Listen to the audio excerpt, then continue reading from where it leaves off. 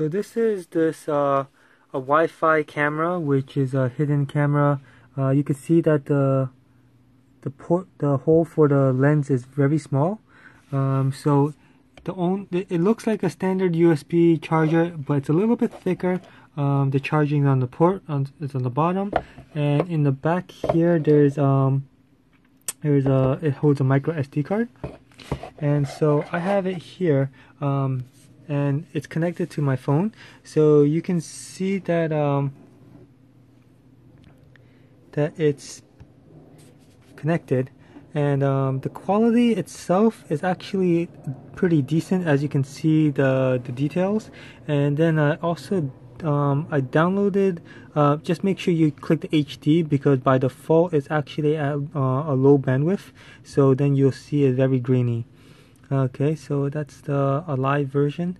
And I also downloaded a recording, and you can see that the recording is actually decently and detailed. Okay, so but besides that, the setup is actually pretty easy. The only negative that I saw was in order to review your old recordings, it's actually a little bit slow, because you're basically going to these recordings, and it's over Wi-Fi, so therefore it's not as it's not very, you can't fast forward it. And so if I try to fast forward it, it's very laggy.